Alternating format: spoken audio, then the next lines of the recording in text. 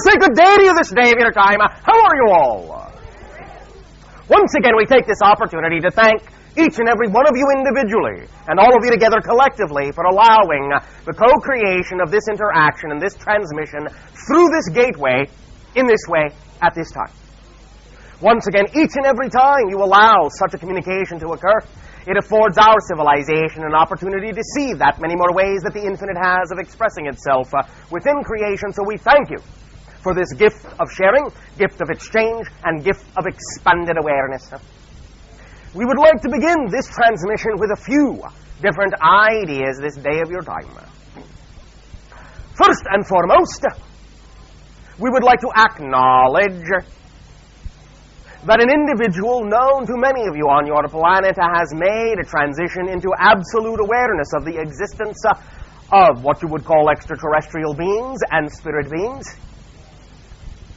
This is the individual you understand to be named as Carl Sagan. In this way, you will find that this individual has translated into the non-physical and now is very aware of the existence of many different types of life. We would perhaps chance to say he is aware that there are billions upon billions.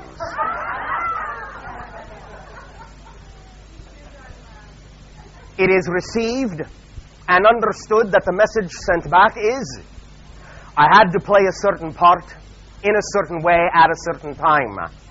It is understood that this part had to be played so that there would be the creation of the polarity necessary for individuals to decide for themselves what they wanted to believe, which way they wanted to go, and how it was to be that information would be released and played out in time and in timing in the society to which this individual used to belong.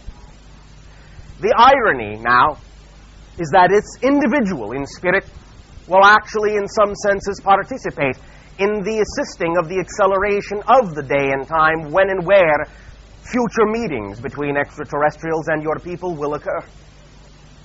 The idea, therefore, is, as has been expressed, yes, send your support, send your love. For this individual now sees the bigger picture of the part that this individual played in the physical life, and now has awareness of what the entire agenda, at least on a certain level, is really all about. We would now like to continue this transmission beyond this acknowledgement, in the acknowledgement of another type of being that many of you know about, in what you would call your spirit of the season, as we recognize it upon your planet, in your culture at this time, specifically. The idea of what you call your Santa Claus.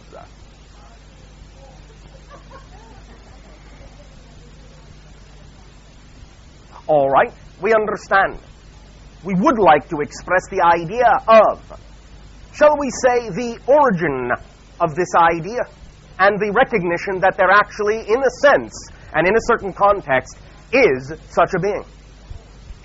In what you would call very ancient recognition of the archetype that exists in your collective consciousness, you will recognize that, as many of your psychologists have begun to understand, an archetypal expression, that is, a representative portion of the collective consciousness of your entire culture, or at least a large portion of it, by no means, in any way, shape, or form, means that it is imaginary in the sense that it doesn't exist. Archetypes, though in a sense generated by the collective consciousness, do experience autonomy, do know themselves as individuated levels of consciousness, because you are made in the image of the infinite creation, and every thought you have can do nothing but help but create a real reality on some level, in some way.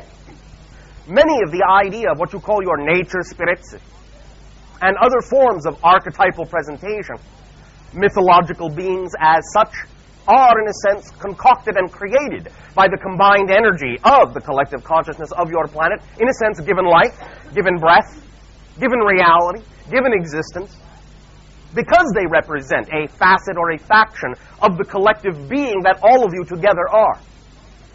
As such, they do, as we have said, have a type of autonomy, a type of individual experience.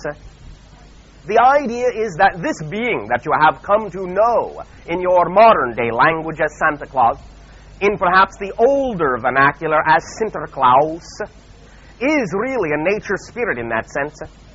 And you have, in some senses, I will not mean this necessarily in a negative way, but in some senses distorted some of the original ideas, or shall we say transmuted or translated some of the original energies representative of this being into your modern contexts. In some senses having, shall we say, lost some of the original understanding of what this being was all about, but still to some degree representing the original attributes of this entity.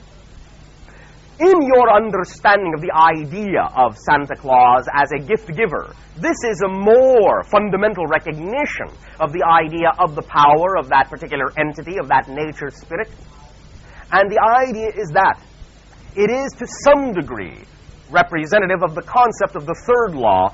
What you put out is what you get back, the idea of what many of you call the karmic balance, in that, in your modern vernacular, the idea, colloquially put, of not being nice and so getting no presents, or being good and getting favors, is a reflection of the original idea that this was, in a sense, a karmically reflective entity. In other words, it reflected exactly the idea of the energy of any particular entity or individual it encountered. So the idea of negative intention was reflected back as negative experience. Positive intention reflected back as positive experience by this being, by this nature spirit, by this archetypal facet of your collective reality. In many ways, because it is an exemplification of the idea of nature, it expresses, as many ideas of nature spirit do archetypally, many attributes found in nature, in a sense, a combination or collection of many attributes found in the idea of the animal kingdom and so forth. So, for example, the idea of what you now have relegated to be the reindeer of Santa Claus is not so much the idea of reindeer pulling a sleigh, but the idea of the association to that particular animal totem, if you will, and also the recognition that the hoof prints left in the snow, in that sense, in many occasions, do not actually belong to the reindeer, but to this entity itself. For it has, in that sense, some of the attributes of the reindeer, including the idea of the hoofs. When it is taking physical form, it does not always exist in the idea of what you would call physical material form. But when it concentrates its energy, or its energy is concentrated by a collective awareness or a collective focus on the part of your people, thus giving it more chance to materialize or crystallize into a sort of solid form in your reality, it does take on the attributes of the idea of nature, including the idea of animalistic attributes from time to time. The idea also is that it exemplifies many other facets and attributes that you have, in that sense, attributed to the idea of Santa Claus. The idea of the red suit, in that sense, is actually the idea of what might be called a cloak of night. But in this sense, the idea of red is that it represents the fundamental lifeblood of the being, and the idea of the vibration of grounded reality and what might be called the root chakra of your energy system. Thus, it is a representation of something very, as you would say, earthy and fundamental in the idea of being rooted into nature, and the representation of the manifestation of gifts and abundance that are all around you in nature. That which was always there for you, always is now, and always shall be. And so on that fundamental level, the idea of the gift-giving idea of nature, represented in this particular archetypal facet or entity.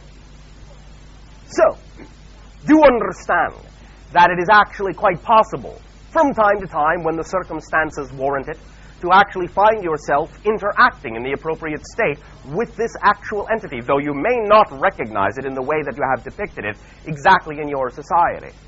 You will find that it is actually, shall we say, in a sense, a changeling, a shapeshifter, in that it may present itself in a variety of ways, depending upon, again, what it is reflecting back to you, if and when it is encountered, and also representative in general of the collective, shall we say, spirit or emotional mood of the collective society, whether the whole society or a large group, as it may be occurring at any given moment. So, allow yourself to understand this being does exist, though not always in the way that you may think of it. And in that sense, it is quite possible to encounter this being when you get in touch with the idea of abundance, of nature, in its most fundamental form, in its most well-grounded and earthily rooted form, and when you allow yourself to be out in the idea of the wilderness, from time to time when conditions are right, this entity can be manifested and can be encountered, just like many other kinds of ideas of spirit contact can manifest and can occur with regard to the natural kingdom of things, as it is representative of that portion of your collective consciousness and a reflection back to you of attributes each and every one of you individually contain. We would like to continue this dialogue, this day of your time, with another idea that is a little bit more of a reinforcement of the concept of being in the moment, understanding that every change is a complete change, and that knowing that every change you make, no matter how small you may deem it to be, is a total change, a complete change, and that it is a representation of the fact that you are, with every change, literally, a new person in that new moment, having no connection to the other person you were a moment ago. And the reason for this, and what we would like to reinforce about this now, is because whatever it is you deem yourself to be, here and now, whatever changes you make and whatever new definitions you have of yourself are the definitions of this moment, and you, the you are right now, never were the other person. Never, ever, ever. Every moment is discrete. Every moment is unique. Every moment only exists now. And as we have said a few times, what you may perceive in your physical reality as a succession of moment to moment to moment to moment is all the same one moment, because there's only one moment in creation, and that's now. It is all the same one moment from different points of view, expressed in a linear mode, because that's the definition of physical reality. Nevertheless, understand this. What you experience as remembering your past, even in this life, who you believe you were a moment ago, even though this doesn't happen, you are who you are now. You have never existed before this now. You were not anyone else a moment ago, except in the larger sense of the bigger you that contains all the moments, all the lives, all the separate expressions of the whole entity. But speaking on a personality level, as a person, the person you are now is here and now for the very first time, and this person never was any other person. The idea, therefore, of the experience you have of remembering yourself a moment ago, as you think you used to be, is a relationship you create from the present with another person, and in honoring and sending unconditional love, in honoring that person for the state they represent of the total being that you are, you make a connection of continuity to them from now.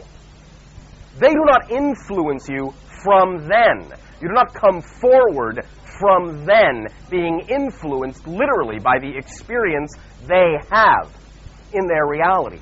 You make the connection from the now to them, and you honor them and love them, and in so doing draw upon and include the idea of their experience into the definition of your experience of yourself here and now, but there is actually no literal continuity in time. The past does not create the present. The present creates the past. So understand that right here, right now, you are this person for the very first time, and you have never been anyone else. The idea is that as you begin to realize that all of the supposed versions of you think you have been are actually discretely different people, you can begin to really decide more clearly who you are, who you want to be, and in so being, decide consciously to make the connections you want to make to the so-called past or future selves that are simultaneously coexistent with you side by side, as your ability to draw from their experiences to create the definition of your present here and now, just as other beings that you might call other versions of you might be doing with you by honoring you, connecting to you, acknowledging and recognizing your existence consciously, and making the connection to draw from your experience to decide whether or not your experience is apropos for the experience and definition that they are choosing to be in their now moment. But that's a different person. Yes.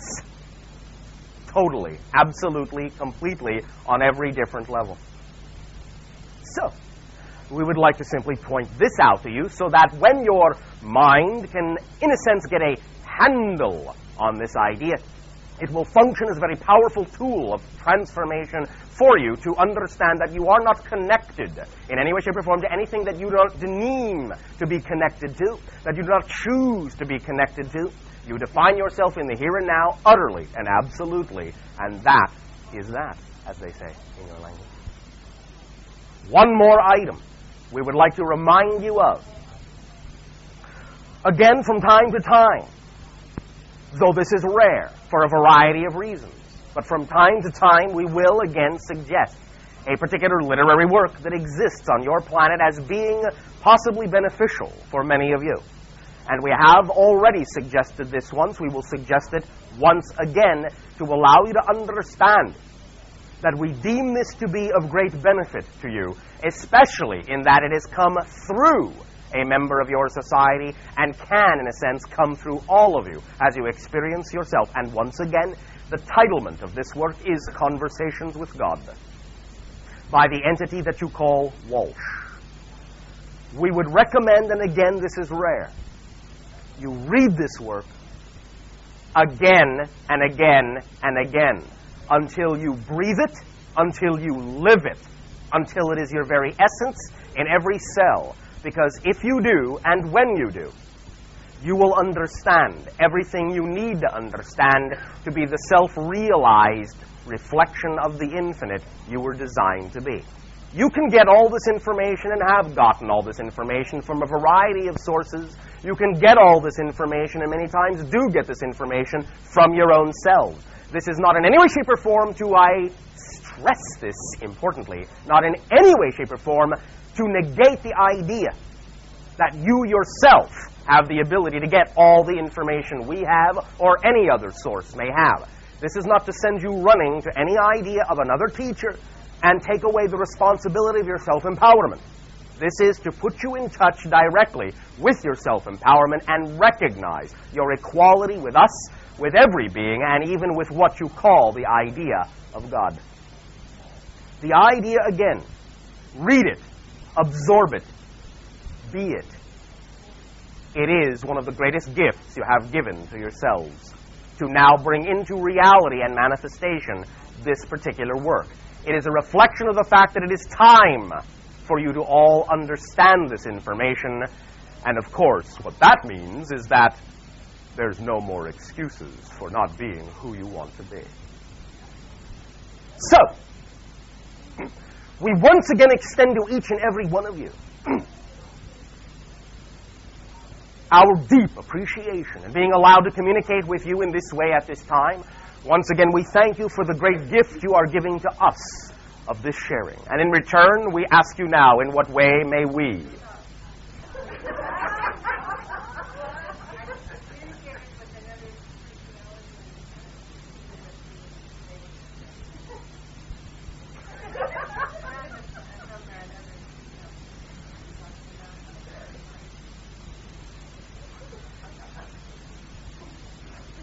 And good day to you. Do you have the electric stick? All right. Dozo. De nada.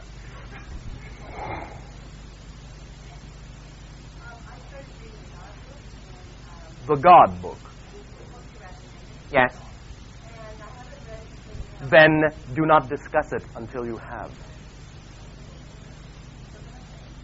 Hi.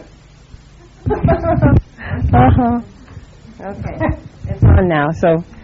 Do not discuss it until you have. Okay. I would. Not with us, anyway. Okay. I would like to ask you if you might want to share something about the new year, some ideas that you might have, or some ways of looking at things. What we will tell you is this. Based on what we have just told each and every one of you about there being no more excuses, we will find that it will be available to us in what you call your upcoming new cycle, new orbit, new year, in each and every new transmission, to co-create with each and every one of you who will attend a particular exercise each and every time specifically designed for the acceleration of your energy and the manifestation of the recognition of who and what each and every one of you are. There will be, in each session, therefore, a new exercise that will deal specifically with this issue of realizing yourself more strongly, more awarely. But again, remember, this is going to be, in a sense, a graduate course. There will be no excuses for not being yourself as best as you possibly can be. And therefore, on this note, again, the recommendation to read this work, in a sense, is a preparation and a primer for the work we will do in your upcoming new year together, if you wish to participate. Therefore, read it, for it will not, in that sense, be to your best advantage if you do not at least have one reading under your belt, as you say. For we will be discussing many of the principles therein and allowing you to make them your own, to incorporate them fully into your day-to-day reality, into your thoughts, words, deeds, into your actions, into your beliefs, into your very structure, into your being. So read it, and we will work on these ideas together in an elevated and accelerated methodology in your new year. Thank you very much. I have one other question. Last time I was talking to you about my car and the brakes and everything. Yes. And it put me through some realizations and some changes, transformations. Yes. And I feel like I'm not going to create that crisis now. I feel like I've made my decision and I'm not going to create that. And then I'm on my way to resolve, finding the greatest fear, whatever I need to look at. And that book about God, talking to God, really has pushed some buttons and is helping me get in touch with that. All right, we shall see. So, okay, thank you. Thank you. Yes, good day.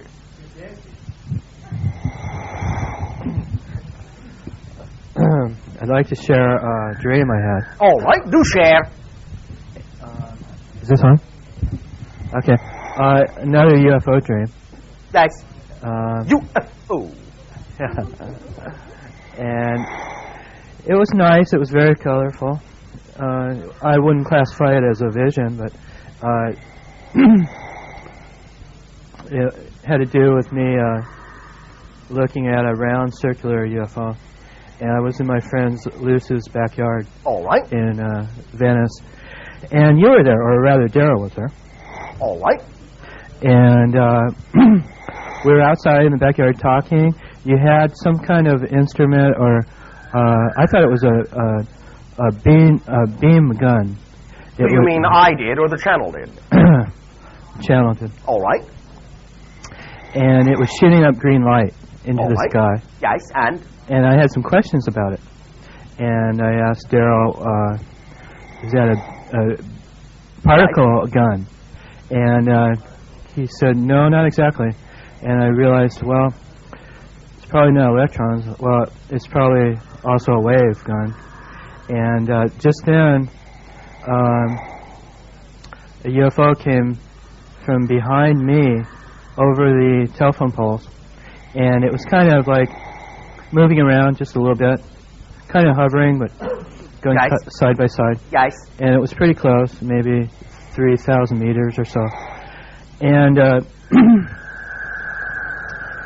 Daryl moved away under a tree, and I was looking at it, and somehow I got the gun, and I was shooting it straight up in the sky, a green light, rather. Yes, and?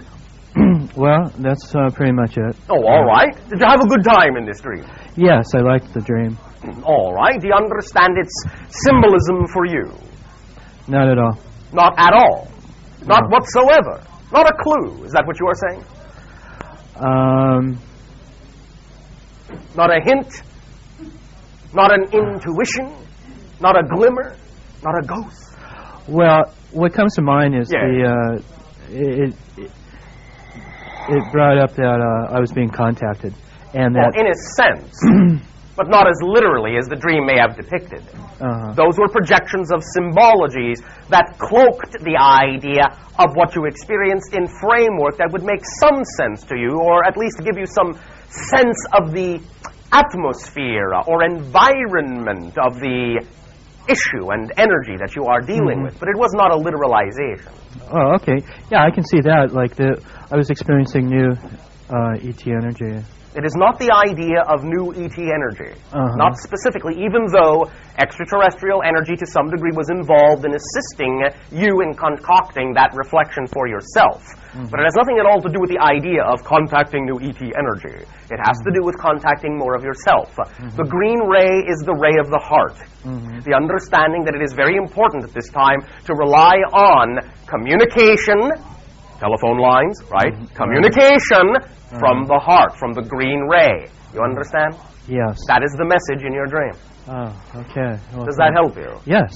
Very good. Thank you very much. Thank you. Yes, good day. Good day.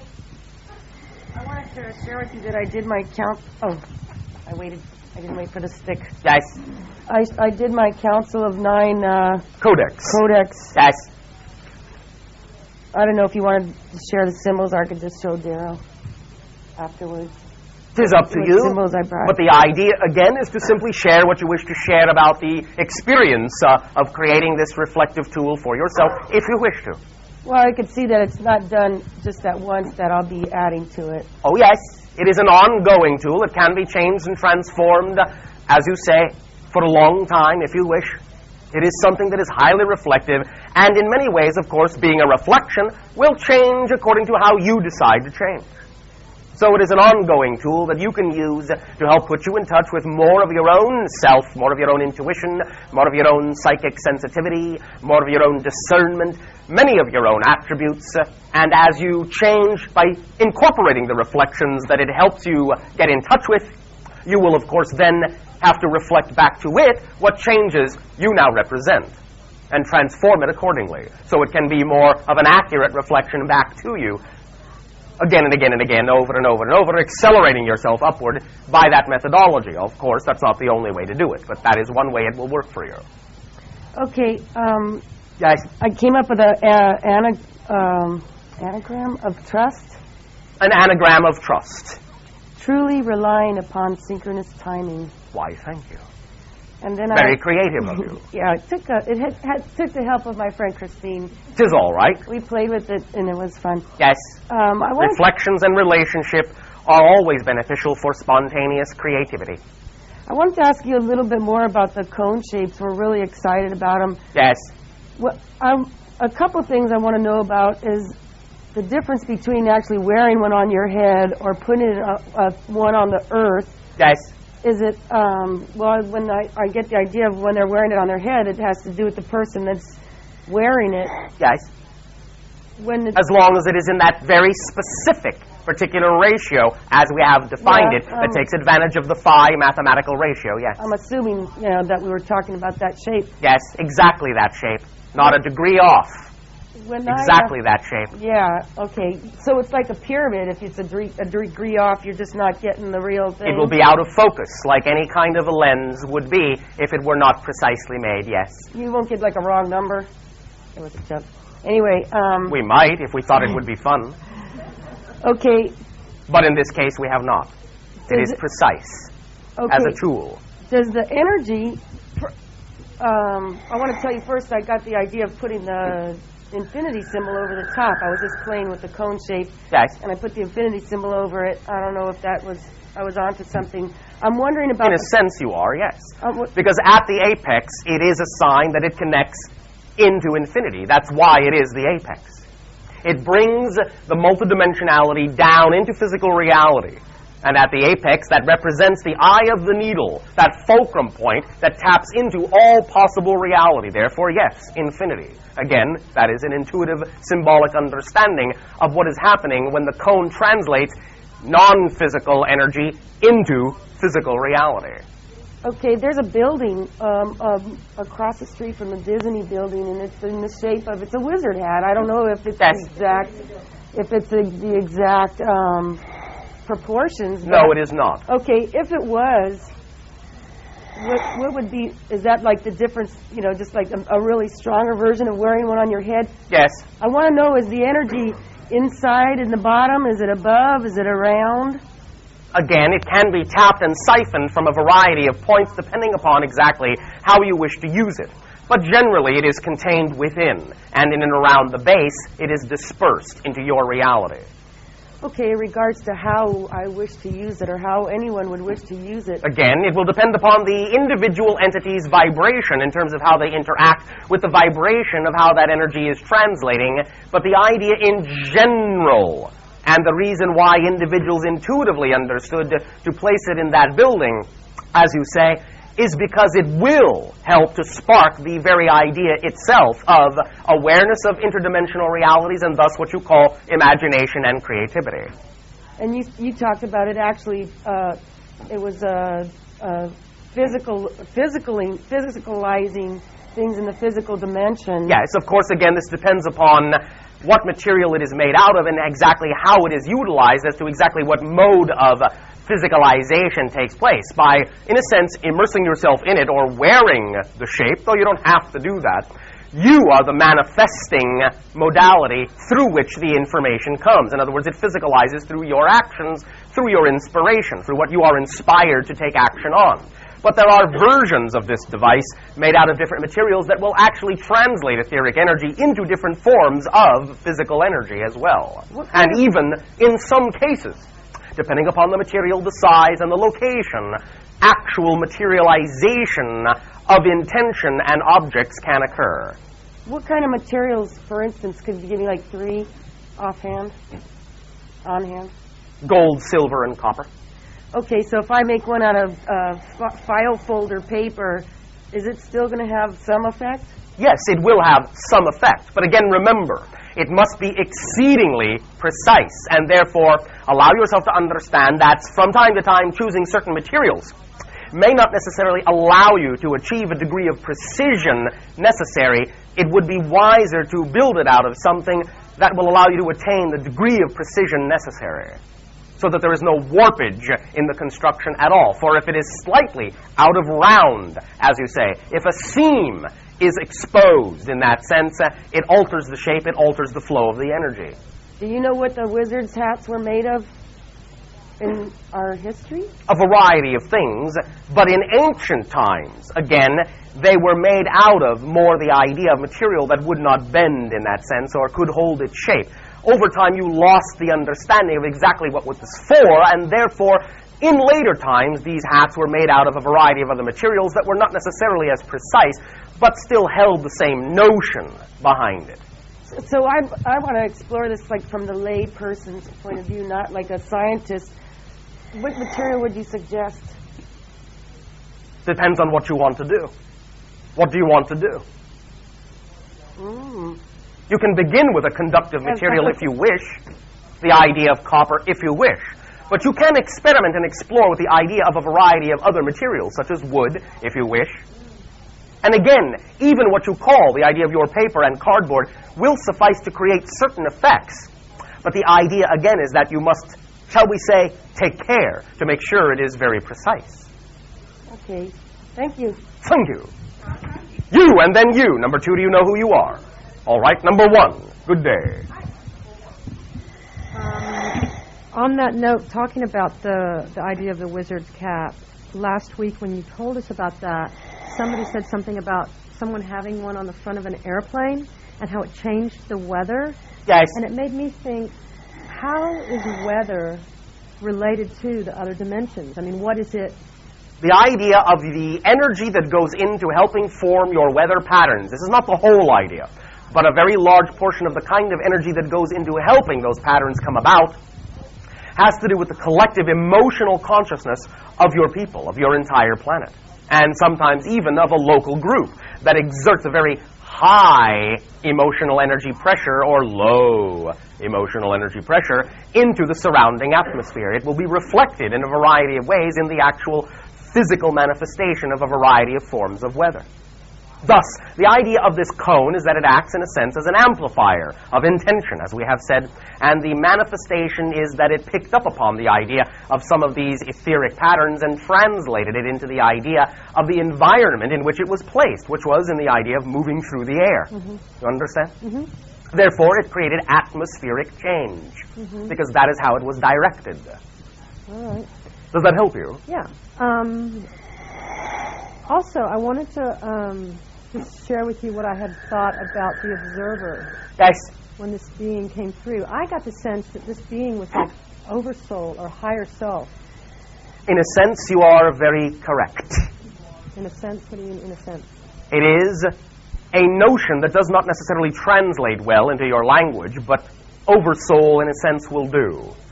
The observer, for lack of a better term, as you are oft to say in your language, could be only from one point of view, of course. We do not want to make this rigidized, you understand? Mm-hmm. From one point of view, one perspective. The observer, the being, the entity that, in your language, we called the observer, is like unto the oversoul of the association. Oh.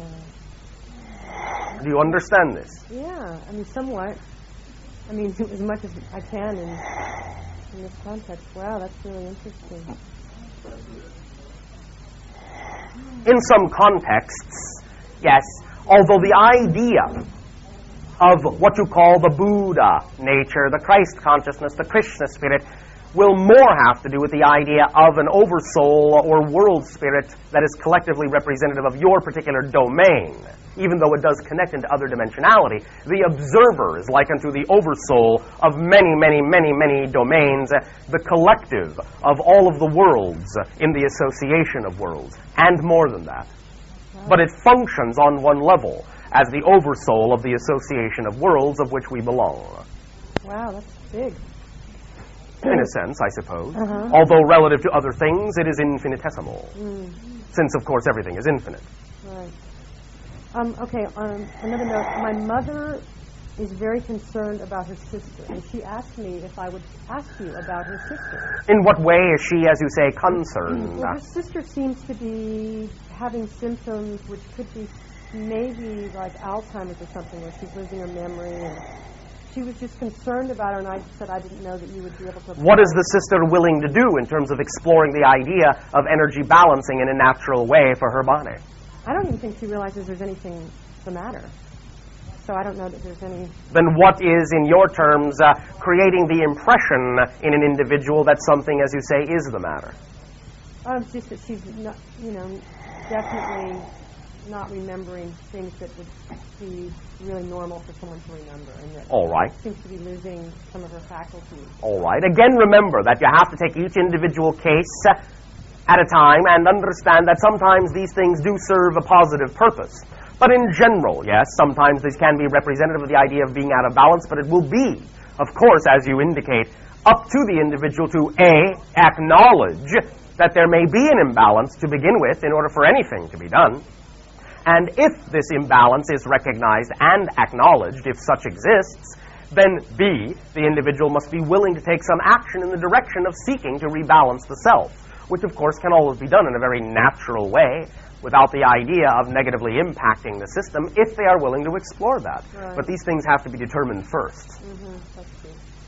Okay, one last thing. I was doing NET with my chiropractor. Yes. And with the connection that was made with something that had come up for me in relationship to a relationship I had now, and it went back to when I was 11, I was just thinking about, how that happens with all of us, how we have these wounds or whatever from our past that pop up. And Yes. so we unplug from that. Yes. Well, they are in a sense, of course, because you are a physiological, neurological net stored in your energy matrix. And if they are stored in that sense, then they can be released by a variety of techniques, and so, as you say, will come up from time to time, depending upon what kind of circumstance you put yourself under that may be conducive to releasing those stored energy patterns. Mm-hmm. I was just wondering if you had any recommendations for us for, the most sort of like efficient way and sort of or the way that you could do it yourself, where you could tap into these and sort of look at them on your own. And Do you mean instead of banging yourself on the head with a brick? yeah. Something other than that? Or having to go pay somebody a lot of money to, do that. I mean, ways that we could do it ourselves. I see. Now I will ask you a question, if I may. Thank you very much. I will. In that you conceived of the concept that it might be possible to do yourself, does your imagination not provide you with any idea of how you yourself might be able to go about doing this? After all, you conceived that it might be capable of being done. Mm-hmm. Well, why stop with the question? Mm-hmm. Why not allow yourself to understand that your ability to ask the question means you have the answer, if you would only allow your imagination to give it to you? Exactly. Well, then. Be in a knowing state. Yes. So what does your imagination tell you might be one methodology that might work for you in terms of being capable of releasing these things, as you say, on your own? Although, before you answer, if you're going to answer. Now, I do not necessarily want to take away from the idea that, of course, if you attract yourself to assistance, that still can be your way of doing it. Mm-hmm. You understand? And I really love the way of doing it, but I just thought, Yes. All right. Well, what does your imagination tell you with regard to the idea of, in the classical sense, doing it yourself? What might be one way you think you could go about releasing some of this informational pattern within yourself?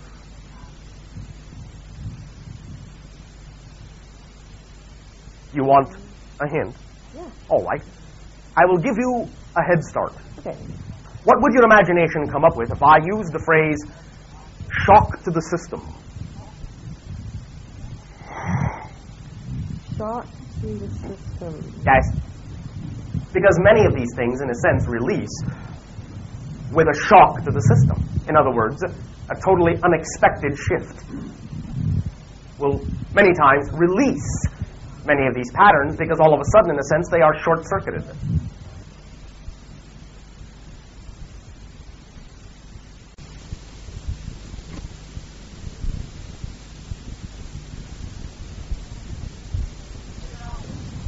The analogy of what you call the electron in the atom, as you and your scientists define it, changing an energy state, and in the abrupt change of energy, giving off a photon of light. So the idea is that if you abruptly change your energy state, many of these things, in that they are complacently going about in their typical orbits, will all of a sudden be given a shock, and in a sense will be kicked into a different energy state, and in a sense may be released from the system, at least to the degree where you can be aware that they are there and then deal with them. Right. They may be exposed for a moment because you abruptly get out of your own way and see what inertial ideas remain fixed in the old position. Mm-hmm. You understand? I do. So, how can you sidestep some of these ideas creatively so that you can see them for what they are? No, I was. Come. Okay, when you said shock, it threw me off because I have this idea. That's the point. It's supposed to throw you off. Do you get it? That's the point in saying that. Okay, that's the exact feeling you need to get. You're supposed to be thrown off, disoriented, so that you can allow these things to come to the surface by not continuing to be who you typically would be. And thus, by gaining a different perspective of yourself, by being different in that sense, you might be capable, in that moment of shock, to all of a sudden look at yourself and see what reveals itself to you about yourself. Right. So, by saying shock to the system, we gave you, not in the words, but in the energy, the exact hint you needed. And that was, all of a sudden, you were disoriented, didn't know what to do. You understand? Mm-hmm. That's the exact energy you need. So the things that you can imagine doing that will allow you to experience that disorientation, in a sense, in whatever way, shape, or form that you deem is creative for you, will give you some way of understanding. All of a sudden, you'll start to get new ideas about That's yourself. The paradox. Yes. See Not yourself knowing in new ways. and Yes. knowing. Yes. Oh, that's Now very you're getting cool. the point of the power of paradox. Yes. Okay. Congratulations. Thank you.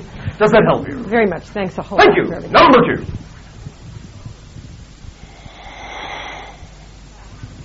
Hello, Bashar. And to you, good day.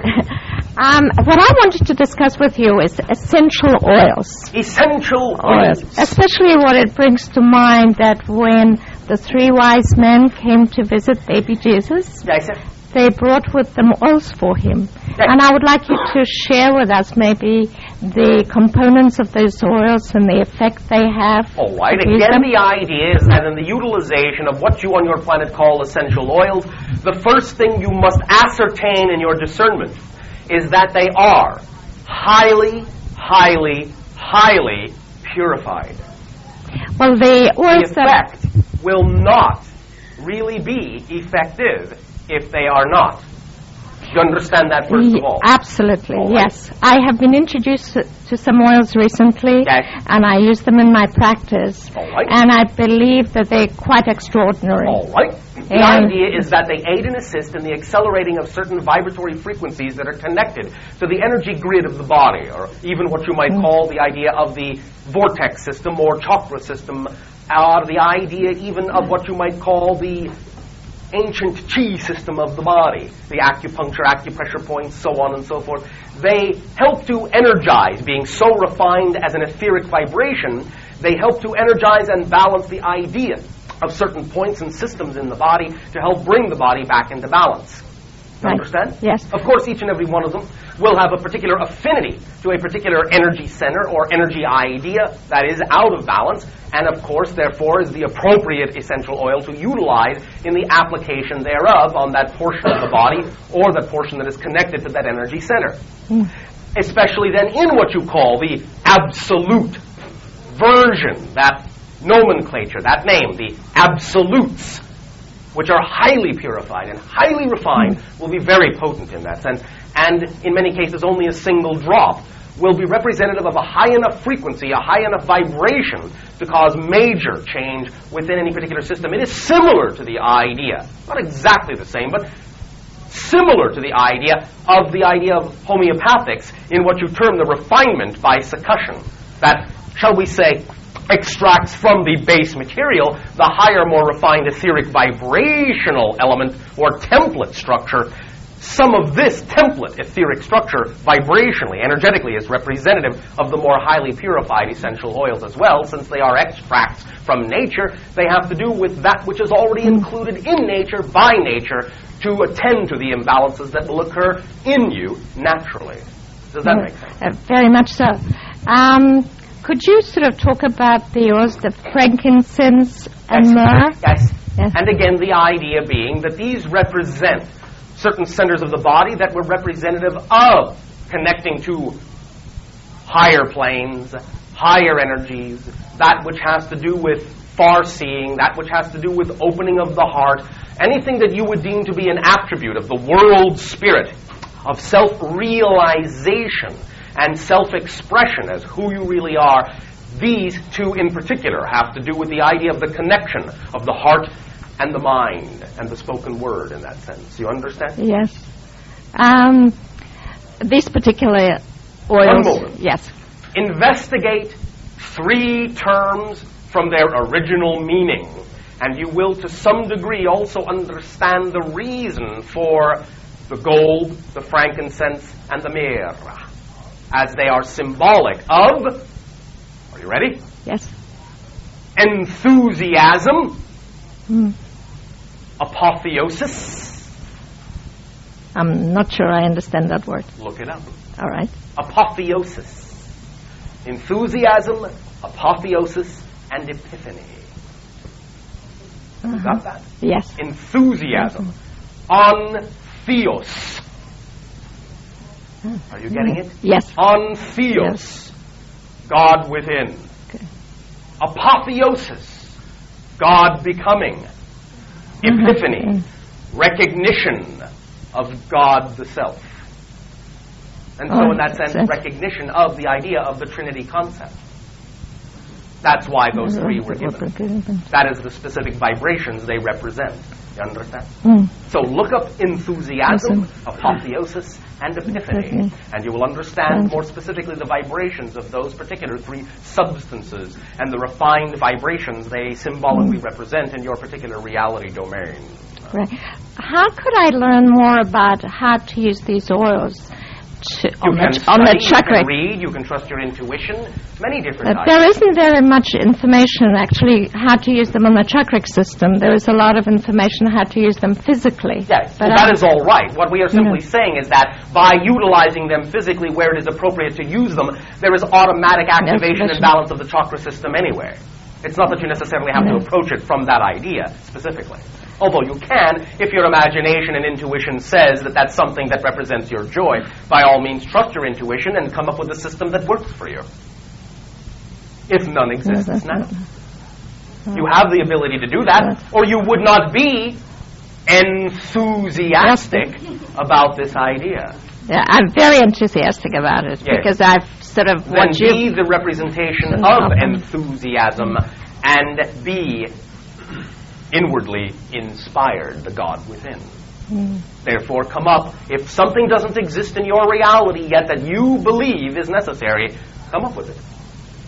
That's why you are where you are. Good idea. Does that help you? Yes, very much so.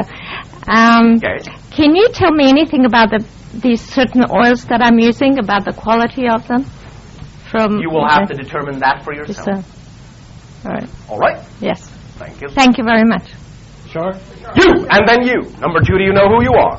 All right. Number 3, do you know who you are? All right. Number 1, good day. Merry Christmas. And to you as well. Happy Hanukkah. Thank you. Recently you were talking to someone, and I guess as in many cases it was just as if you were talking to me. It's very closely related to the last conversation I had with you. And pretty much your word for word was very close to it, is being scared sacred will force you into the exploration of your spirituality. It can be. It is one way, yes.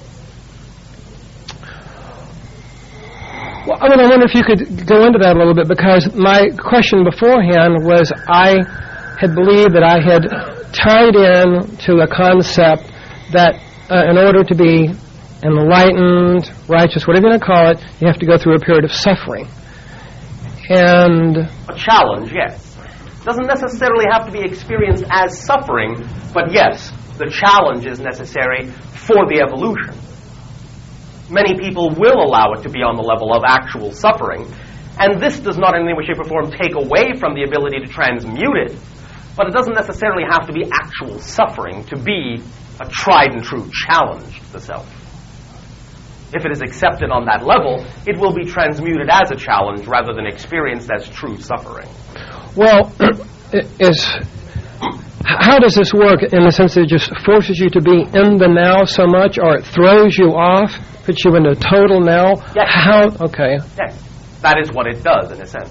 All right. It also forces you to look at many different components and perspectives of yourself that you may not necessarily, shall we say, get to use in a typical day-to-day occurrence, so that you can really learn more about who you are and what you can bring to bear in any given situation, so to speak. Sometimes it's for that purpose, too, to help round you out by showing you what you're capable of, that you weren't aware you were capable of. Okay. Another thing, last time I was here, I was talking about crystals, and you mentioned life in Atlantis. Okay. In communication with my guides and higher self, I thought that I was one of the bad guys that misused this power. Well, once upon a time. It doesn't mean that's the only life you had in Atlantean times. Mm-hmm. All of you have, as you say, played the bad guy more than once. But in a specific one. Yes. In regard to it. Okay. Yes. And so? Well, I guess it just ties into a desire that I have in this time to be the good guy. Well, acquire greater powers, but to use them as the good guy. Yes. Yeah. Yes. Well, this is a natural result of knowing that you need to balance that idea within your total being, yes. Okay. All right.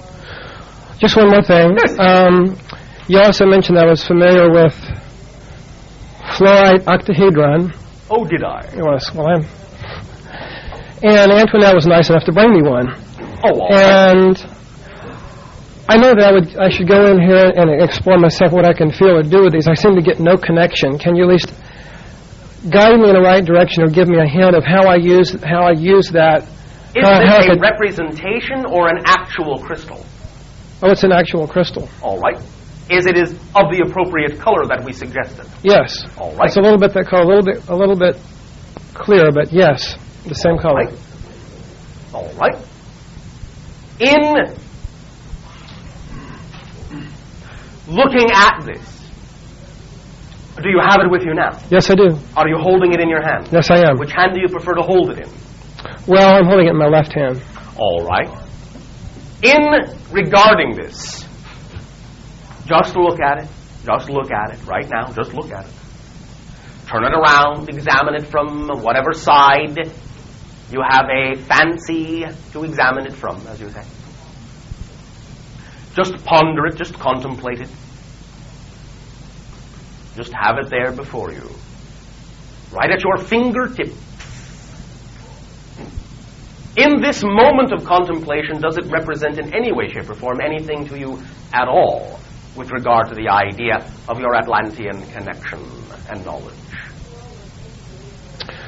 Well, what came to me is we are familiar with the pyramids in Egypt and seeing the top half, and since this goes down an equal direction, the other direction, there's I'm getting some type of an idea of an equal energy that we don't see in the same way. Very good. All right, very good. In a sense, you could say a hidden half. Hidden half, right. All right. Anything else that comes from your understanding that this hidden half exists, creating a whole? Not right now. All right, I'll give you a clue as well. Look sideways at the slice that represents the interface between the two halves. Okay. I will give you this. Although this is only one portion of this road, one very small step. But you may find that your consciousness will expand, perhaps, by including this as well. This has been given to you, as you say, by the entity you call in your language Antoinette, yes? Yes. From a kahuna to a kachina. Okay. So, explore the interface that appears to be dimensionless between the two halves. You will find it filled with many interesting things if you learn to look at it from the right angle. All right? All right. Thank you. Thanks very much. Number 2.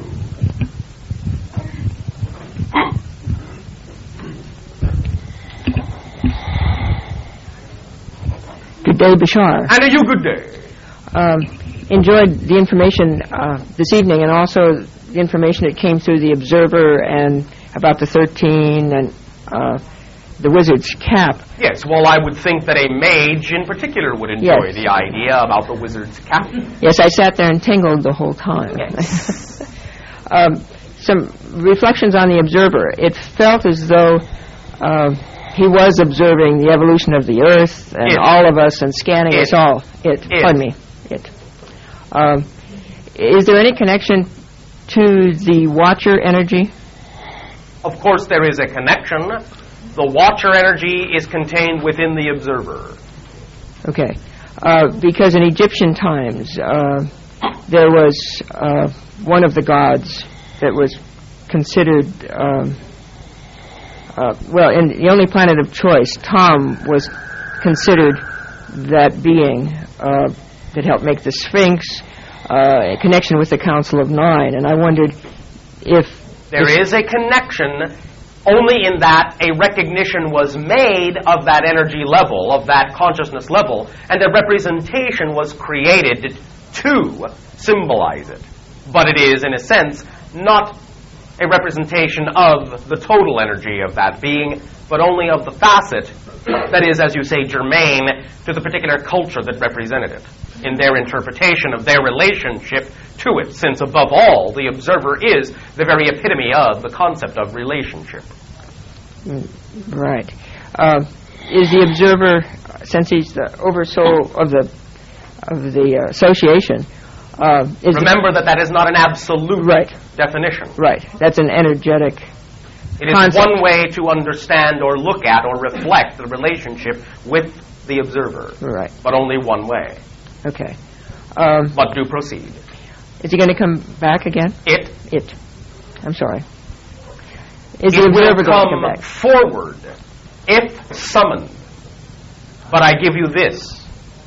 And I will put it, of course, in what you would call your classical and colloquial vernacular. Not meant in a negative way, but sit up and pay attention to this. Warning, warning, warning. To summon the observer is to summon a relationship and to summon an interaction. The observer, if summoned, may see you in a different light than you see yourself, and may call upon you to express the self it sees. If you do not feel up to the task of doing so, the observer may never acknowledge your summons again. And if you summon it and accept that a task may be given, you may find in your own terms that it may be something you will really have to deal with that may not necessarily be easy for you. Mm-hmm. But it guaranteed will stretch you if you are willing to do that. But we give you this buffer zone as a warning. Do not summon it lightly. Mm-hmm. Because you will, in a sense, need to be prepared either to really change or to find that you will not necessarily be capable of communicating with it for quite some time thereafter, until such time as it has recognized you being the self it recognizes you as. Then it may reinitiate communication. If it initiates the communication, as it did this last time, no such task will be required. But if you summon it, because it is all about the idea of relationship, it will want to relate to you as it sees you from its point of view, mm-hmm. which may require your personality to disassemble itself in ways that will not necessarily be comfortable for you, and that is not meant in a negative sense. Mm-hmm. So be prepared if this happens. This is the only disclaimer we will give. Well, end of warning. Okay. I don't think I'll call for a while. But that is your choice. Yes. But sitting there was the feeling of a knowing, a deep knowing from somewhere. Yes. What's interesting is some people had no problem speaking.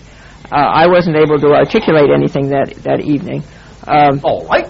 And it was only on the way home that I could actually formulate a question that I would have asked. All right. Is that because of the strength of the energy? I know sometimes when we're interacting... Because of the strength of your own energy, in the reflection that it gave you of your own energy, it may have, in a sense, put you at a loss for words because you were so surprised at the strength of your own energy. Oh, okay. Because sometimes in the interactions with you, someone else will ask a question, and I'll be thinking, gee, if they just would ask another one and another line. But I also realize that when we are communicating with you, sometimes our left brain is not connected to our right brain. That we're sort of feeling it and not always are able to articulate or go beyond our questions. Okay. Well, this is all about the idea of integration. So we give you more than enough opportunity to give yourself the opportunity to integrate in whatever way, shape, or form you believe represents a balance in the relationship. But that's up to you, not up to us to force you. Any wizard stories? Any more wizard stories? Wizard stories. Yes. As we have to some degree indicated, this will begin in your new orbit. Okay. It will be one of the things, in some sense, that will be included in the new exercises for the discovery and self-realization that will take place within our future interactions, as you call them thus. Great. We will include the idea of what you have euphemistically called wizard stories. But be prepared, they will be more than stories. Mm-hmm. You may be called upon to be the characters in the stories and play them out, very literally. All right? All right. Thank you very much. Number 3. Good day, Bashar. You good day. Thank you. I'm having a wonderful time. All right. This is my favorite time of year, Christmas. And I relate very much with Santa Claus as an elf because I make things for people's presents, and I just feel very connected with Santa Claus and Mrs. Santa Claus, and I created like stories about little elfins, and I make paintings of them. They look like little elf Santa Clauses and stuff. So that kind of thing. I'm really glad you told that story. All right. Thank you for your synchronicity. Yeah, and there's a little Zeta Claus right over your shoulder somebody made, too, that comes through the chimney with a little wizard hat on. This was done by the channel. Ah, great. So, we believe it is what on your planet you call a joke. I liked it. Like who's coming through the chimney, right? Yes. Take us up, beam us up. So, well, I just want to acknowledge the great observer and thank him and send my love. Thank it. I have felt its energy around me coming through on an aesthetic band. It's very aesthetic, loving, very powerful, humongously compassionate. Humongously. Yes. Divine level for me. It is, in many ways, an aspect of the essence of unconditional compassion for it to be able to function as it does as the oversoul of the association. Yes, very understanding. For only in that degree of allowance could so many different civilizations and beings interact in what you would call a smooth, ecstatic, and energetic way. Well, I am really feeling the acceleration. All right. And I'm just acknowledging synchronicity at every moment. All right. When it happens, real exciting. Antoinette and I moved in at Antoinette's house, and so she's got all kinds of beautiful things there to create a lot of magic with. Nice. So we're going to be making probably a lot of wizard hats and all right. 'Tis up to you. Things like how that. You wish to express your creativity. Yeah. So I just basically wanted to tell you what we're up to and thank you. Wish you all a Christ consciousness, wake up, baby, love for all on Essassani. Right. Shekinah awareness to all of you as well. That's the word. All right, Shekinah. Thank you. You, and then you. Number 2, do you know who you are? All right. Number 1, good day. I had a pretty wild dream the other night, or actually last night, but it seemed really real. I haven't been remembering my dreams lately, and this one was like really cool. But there were these Bigfoots, only they don't like to be called Bigfoot. But they're not like Yeti abominable snowmen. They're like brown furred kind of, you know what they are. Sasquatch. Yeah, Sasquatch. That's the word. And, they were like everywhere, and they were intermingling with humans. But as humans have a tendency to destroy what they don't understand, they started. It is not a tendency. It is a teaching. Okay. But these guys, because there was a few of them that had like a small amount of being able to be interdimensional, and eventually the ones that stayed third, obviously here, got all destroyed, most of them, and then the only ones that survived were basically the fourth dimensional ones. The ones that were able to go outside of human contact kind of thing. Yes. And every once in a while they bleed through, and that's why we perceive them. Yes. Is any of that true, or did I dream it up? But I also had a distinct feeling that I was one of them somehow. You are connected on some level, yes. The idea is that you are connected in the recognition of different lifetimes where you have interacted with these beings from time to time, and also in that they reflect to you, symbolically, the particular kind of process you are going through in attempting to define yourself as a fourth dimensional being in terms of then what you will, quote unquote, leave behind as a third dimensional being, although of course the process of integration is leaving nothing behind but accepting and incorporating all of it into yourself. But you understand what we mean by that. Mm-hmm. So, They act now as a reminder of the concept of tribal familiarity, to take you back to old and ancient understandings of groundedness and relationship to the nature of your world, so that you can get in touch with that nature in a natural way and express it through yourself in a natural way, so that you can aid and assist yourself through their reflection to you, their aid and assistance to you, in allowing the transformation to take place in a very solid, grounded, easy, effortless, natural way. You understand? Mm-hmm. Does that help you? Yeah, it does. Why are they so hairy? In a sense, it was genetically the way they were created for differences in what you would call environmental realities in past times, so they could withstand certain shifts of temperature. You understand? Yeah, also, it is a reflection of their degree of sensitivity in many similar ways to the idea of your animal kingdom, in that the hair follicles act like little antennas. They know how to understand that they are receiving etheric energy through these antennas. So they utilize it as an extra sense that many of you have forgotten how to have. You follow? Mm-hmm. Does that answer your question? Yes, thank you. Thank you. Number 2. Hi, Bashar. And to you, good day. Happy solstice. All right, to you as well. I had a few questions. Yes? What's Saint Germain's relationship with the association? Not direct in that sense. The idea is that it is a representation of one of the archetypal levels of your own collective consciousness on Earth and in the spirit realm. And the connection or relationship to the association would simply be as part of the energy complex of consciousness through which the association must come, in a sense, colloquially put, must ask permission of to interact with your individuals in your reality, to make sure that we are not violating any trusts, not stepping on any toes, not interfering with any ideas you have for yourself in your own evolution. We always check in with the collective archetypal consciousness, the world spirit of your world, of which the concept of the energy of Germain is a part and forms an archetypal function with regard to overseeing certain regulatory energies that have to do with types of communication and types of self-realization. Does that make sense to you? Yeah, it actually brings up more questions. All right. I was at the channeling the day before you did the Observer. Yes. And you said an entity would be coming. Yes. And from that time until the Observer came, Saint Germain was working a lot with me. All right. Who I have a relationship with, but he's not normally the main being. Yes. And even while the Observer was present, I also felt so much of what I would consider Saint Germain's energy. Yes, all right, and so?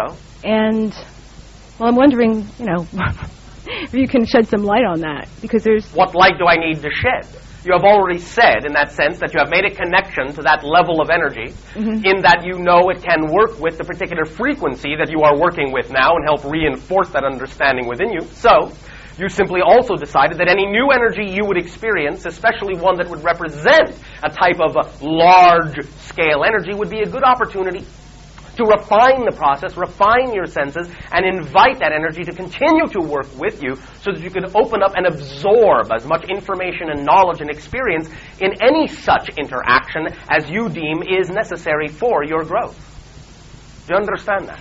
Yeah. It would be like the idea of saying, I'm working with a particular music teacher because they represent the idea of the type of music I'm interested in. Now I'm going to decide to go to a concert.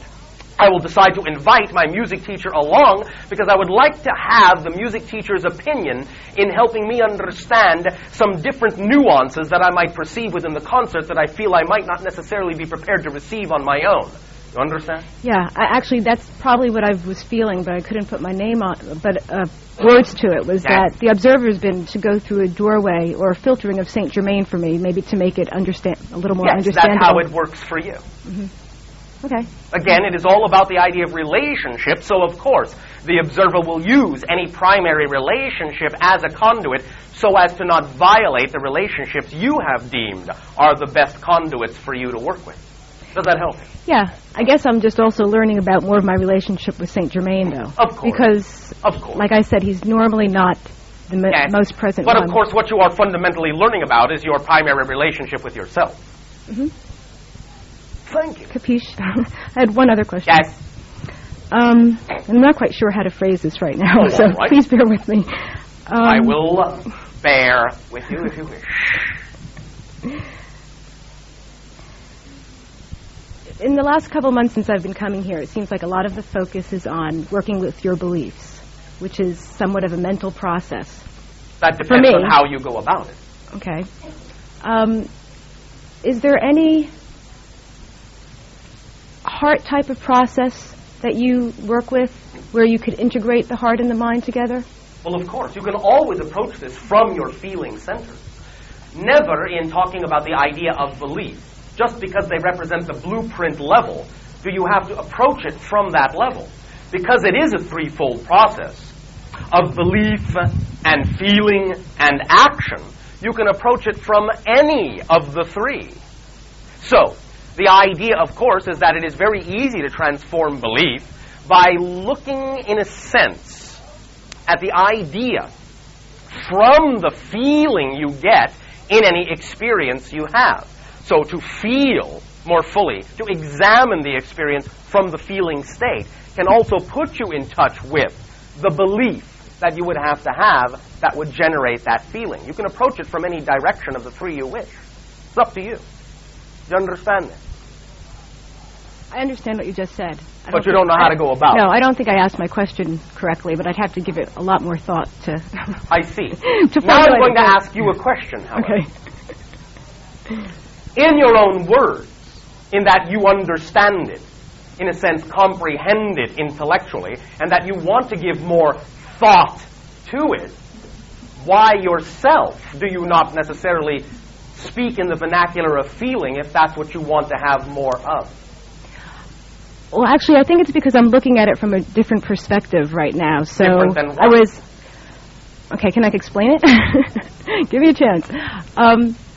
You know how in a lot of spiritual teachings here, it's taught for the mind to be the master of the heart?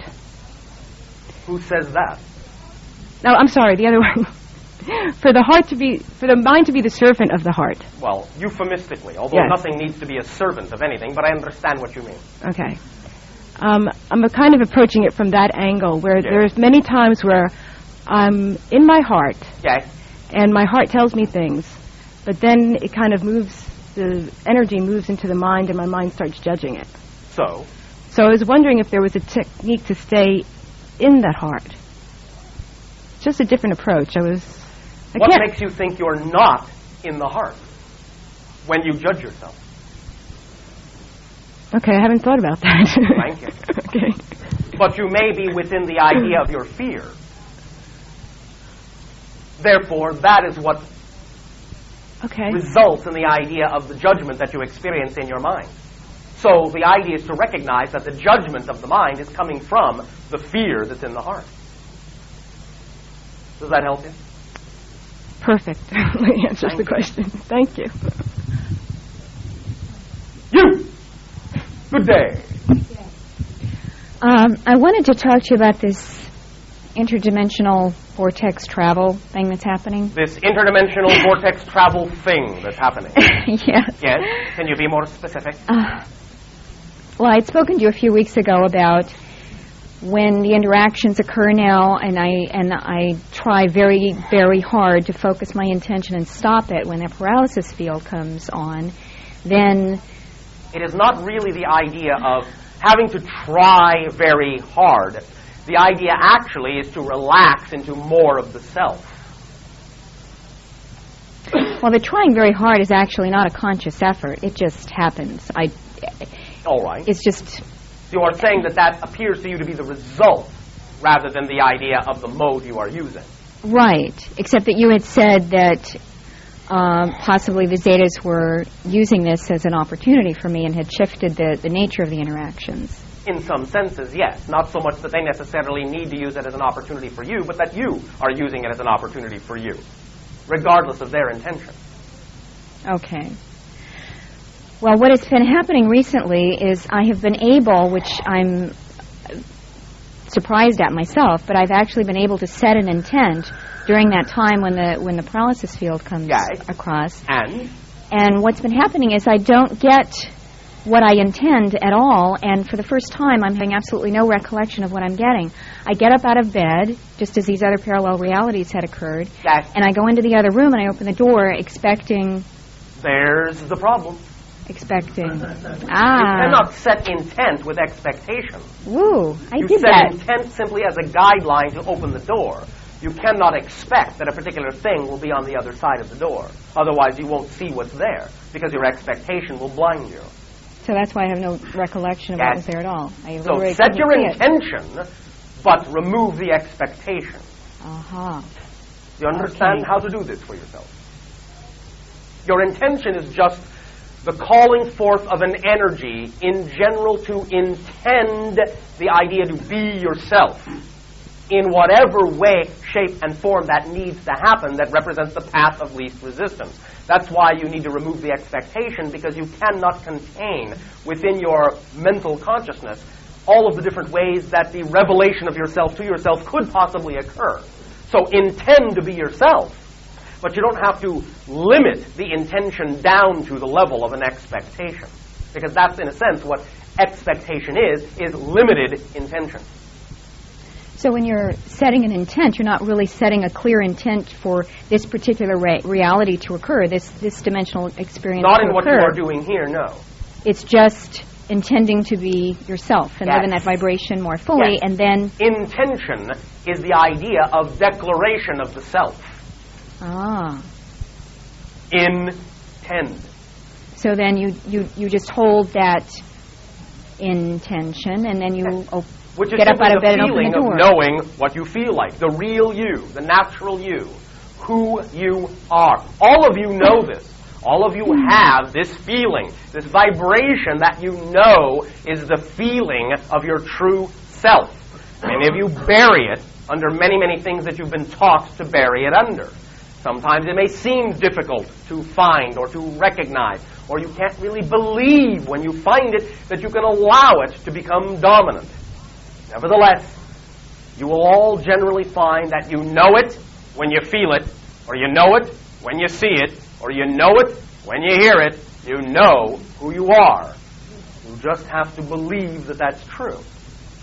And then your reality will follow. So this has, which I'm seeing now more clearly, this has always felt very important in terms of creating a certain intent and reality in this state. You know? Yes, because all you have to do to manifest anything is simply be who you are. Right. Because you already are connected to everything. Thus, the manifestation is automatic, and that's why you don't need expectation, because that only functions as a limitation on what you're actually capable of manifesting by being yourself. Does that make sense to you? Very clarifying for me. Thank you. Because the real you, in that sense, knows who it is, knows what it contains, knows what the experience needs to be, that is the reflective experience you need at this moment for the personality structure to grow and for the soul to grow. So you don't have to necessarily tie yourself down to dictating what you think that ought to be. Right. Because you already instinctively know what it needs to be for you.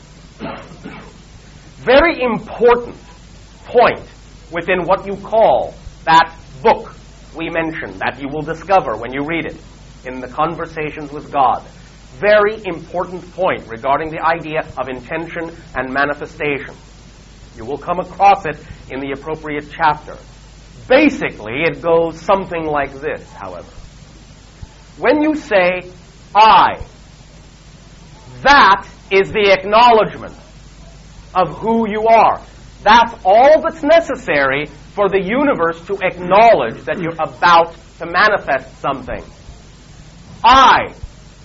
That's it. Whatever the verb is that comes after it is the activation verb. So as the book points out, when you say, I want this, then the activation you are activating is wanting. You understand? I want. All right, says the universe, go ahead, want all you want to. And that's all that manifests, is you wanting. The verb that follows immediately the I is the activation agreement. Therefore, I am is what allows the manifestation to become present. And that's why prayer is always stated in the present, that you are already grateful, because it already is. Not I want. You are already grateful because it already is. And you already are. Not I want. Otherwise, that's what you get. Wanting. So I is the only declaration you need to initiate the universe, the reflective universe's readiness to respond to what the activation verb is that follows the declaration of self, which is the same thing as intention. Does that make more sense to you? It does. And I had wanted to ask you at some point why you had wanted to? And now perhaps you are asking? Yeah. Why? Now understand, we do not say this so that you have to watch every little word. Obviously, there are people on your planet who you see that are great manifestors, and you may overhear them saying, I want to do this and I want to do that. Understand, in that context, if you can see by their actions that they are obviously, easily manifesting who they are in terms of abundance and creativity and what have you, obviously, the use of the phrase, oh, I want to do this and I want to do that, has no real charge behind it. But in many cases, when you hear someone say, I want, it is coming with a charge because they are coming from a place of neediness. I want. And therefore, that's what manifests. But just idly saying, oh, I want to do this, as long as it is connected to the energy of I am this beyond a shadow of a doubt, that doesn't make a difference that in that context you say, I want to do this. You understand the difference? This is why most prayer doesn't work. Yes. But in a sense, it actually always does work. Right. You get exactly what you say. Right. It always works, but I understand the context in which you mean that. Yes, because most people say, I want. All right, prayer answered. Go on wanting. Or you come out of that sense of I want and I need, and that's what you're saying. Of course, you also need to pay attention to the idea that sometimes many people desire things that they also in their hearts know is really in direct contradiction to what it is that really, really, really is representative of who they are. And so you have to take that into consideration too, and it requires honesty in terms of what you're saying you are, to know that that's really true, and not just giving it, as you say, lip service. Right. You understand? Yes, I do. Thank you. Does it help? Yes, immensely. Thank you. Good day. Good day. Good evening. I would like to share a dream that I had on Monday. All right. The dream on the day of the moon. I found myself in this house, in one of the rooms with some other people. Yes. And there were plants all over the room. Plants. Plants. Yes. There was one specific plant that was very green, yes, hanging from the ceiling. Yes. And when I looked up at it, it was full of ants. Ants in yes. your plants. Ants. Like 1 billion ants. 1 billion. Yes. So billions and billions. I kept looking at it. Yes. And the leaves were turning pink. Yes. So I got the presence of mind to go into the bathroom, fill the tub of water. I took the plant and threw it in there and turned the shower on. Yes. What's the significance? Is What that was where it the trying to dream tell ended? me? Yes. I see. What was your feeling about the ants being in the plants? They weren't supposed to be there. They weren't, are you sure? I don't know. Oh, come on, now, yes you do. Were they supposed to be there or not? No. All right. Now, what was the idea behind throwing this in the water? To get the ants off the plant. I see. What do the ants represent to you? What do they symbolize to you? Parasites. I see.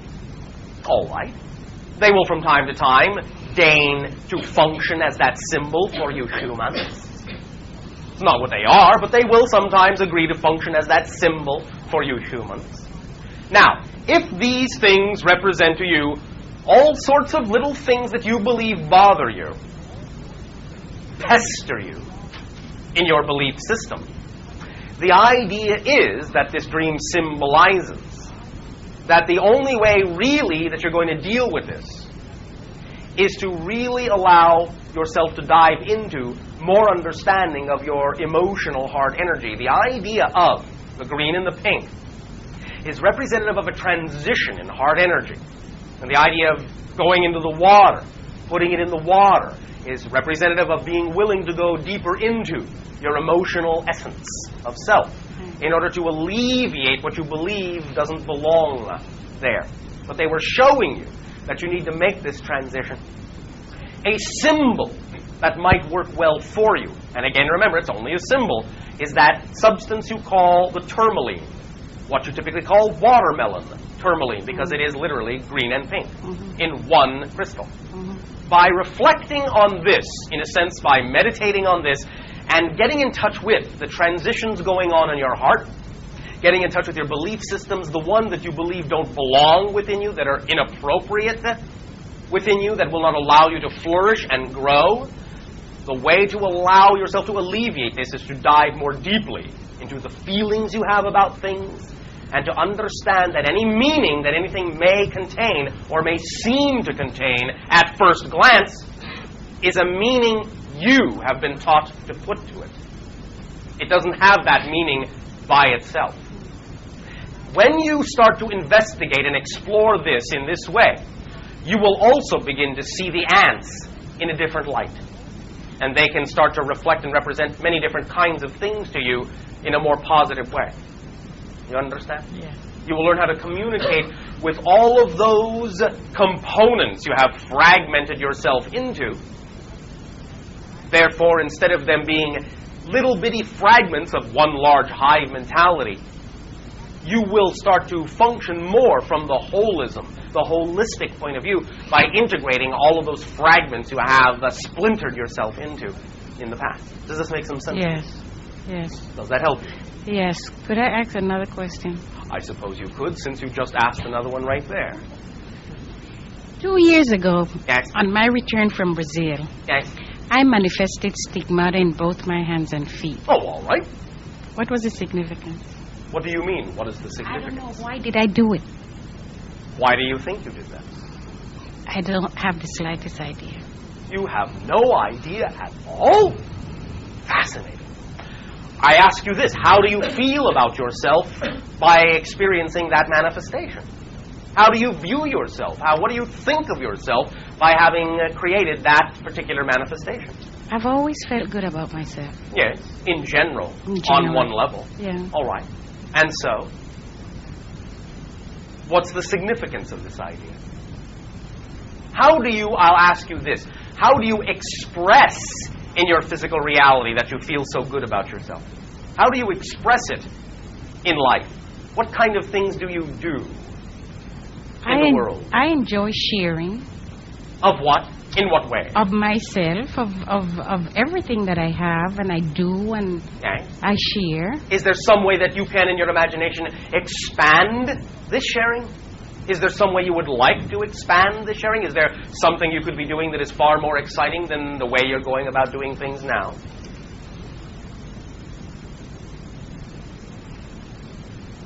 Or are you at the absolute pinnacle of your passion and joy? No, I wouldn't say I'm at the pinnacle of it. Oh, all right. Then what else could you be doing that would be, in your terms, a bigger representation of expressing your joy?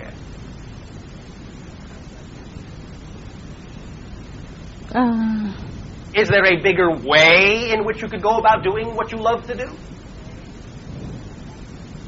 A grander expression?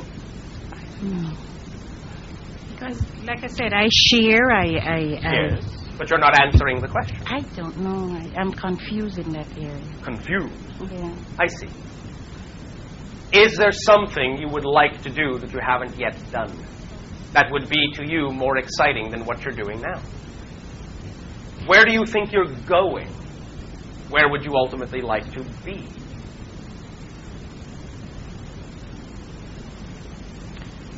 I am doing what I enjoy doing, and like I said, that is sharing, teaching. Okay. So you're doing it in all the ways that you believe it's possible for you to do it. Yes, for me to do. And there's no bigger way that you think it can be done by you. There might be a bigger way, but I don't see it just yet. Oh, all right. It hasn't been clear to me yet. Hasn't been clear to you. I see. All right. May I ask another question? Thank you. I will. What are your thoughts on the issue of forgiveness? I do that very easily. Do you mean forgiveness for others? Yes. Or for yourself? Or both? For myself and for others. Oh, all right. You forgive easily? Yes. All right. The stigmata for some individuals, not all, for some individuals, is simply a recognition of their reflection, the idea of the world spirit, what you might call euphemistically the Christ consciousness. It is simply a statement, a declaration that you know, consciously, intentionally know, that you are an expression of the world spirit, one unique facet of the multidimensional crystal of the collective consciousness of your planet, doing what it is it knows it needs to do to be who it knows it is. Sometimes individuals on your planet will simply receive or give themselves a marker that simply lets them know they have crossed a certain threshold of critical mass, to allow them to know that they are being, in a sense, who they need to be. In that sense. You understand? Yes. That's really the significance of it. Oh. Does that help you? Yes, it does. You! And then you. Number two, do you know who you are? Yes. All right. Number one. On this subject with about the window. Yes. When it arrives where we can all see it, how many... Not all of you will see it, unless you mean the comet itself. No, that's my question. What percentage of us will see it? Unknown. Very, very small percentage? Unknown. There'll be some percentage that will see it and they'll be horrified by it. Other people will see it and be turned on by it. Yes. Help their transition. All right, well put. And so, I'm just... am I supposed to do something about this? I'm trying to figure out what's going to happen. Well, good luck. And you're not going to help me at all, huh? We don't know. Okay. It's up to you to determine, all of you. Understand, we don't know everything, especially with regard to the idea of certain ideas of exactly how many of you will experience a certain manifestation of transition. We don't know that. The ball's in your court, as you say. It's firmly in your hand. It's your reality. It's your world. It's up to you to determine, and many times you will not determine it until exactly the moment in which you determine it. So, right now, this idea, this energy, doesn't have any particular percentage of momentum behind it that lets us believe that a particular crystallization or manifestation is more likely than another. In other words, it's in great flux right now. Therefore, we don't know. But we're always excited to find out what your people do. We're always excited to see exactly where you decide you are with it and how you decide to create your symbols of reflectivity. then it will teach us a lot about you and teach us a lot about ourselves, for in that sense we have come from you. So, right now we are very excited by the fact that we don't know. You see, the unknown is our friend. And we do not, in a sense, attempt to pin it down to something less than it is. When the unknown occurs to us, when it presents itself to us as the unknown, we allow it to be the unknown, for only in the unknown will we discover our true selves. So, if it were clearer to us, we would tell you. At this time, we find it is important that it remains unknown. Okay. What date is will it be visible, I wonder? I will simply give you what your scientists already know this. The closest approximate approach to your planet of the comet will be no accident at all, April Fool's Day. That should tell you a lot about the idea of the chimeric and chameleon-like ability of what's going on here. Well, in January, it's supposed to come from around the sun where we can start seeing it again because it's behind the sun now. I already said the closest approach of the comet, the most visible that the comet will be April 1st in your upcoming new year of 1997. Thus, that represents something important. In other words, in that it is the closest approach, then anything at all connected to it, no matter what form it is in or not in, will also be representative on that date of being the most symbolically significant. Therefore, in the idea in your culture of April Fool's Day being that you don't exactly always know exactly what's going on, that should tell you something about the very nature of this so-called object that really isn't there.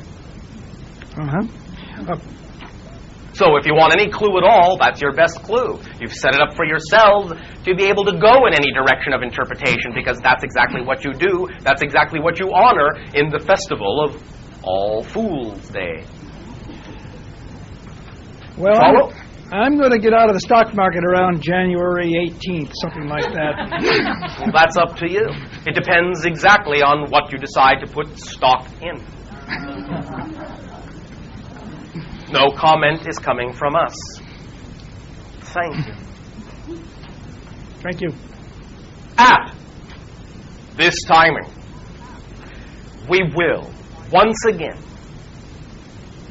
express our deep appreciation in allowing these transmissions to occur in the way that they have. We express our deep appreciation in your allowance for these transmissions upcoming in the way that they will occur. For we are now crossing a threshold together, and none of us will be who we will be when we meet next for the first time as who we are then. Read the book. If you want to. Our unconditional love to you all, and by all means remember, the spirit of any season is with you always. It's up to you to express it in all the ways that it can be expressed, since you, all of you, are the spirit of all seasons. We thank you, our unconditional love to you all. A fond good day, and if you wish, Happy New Year.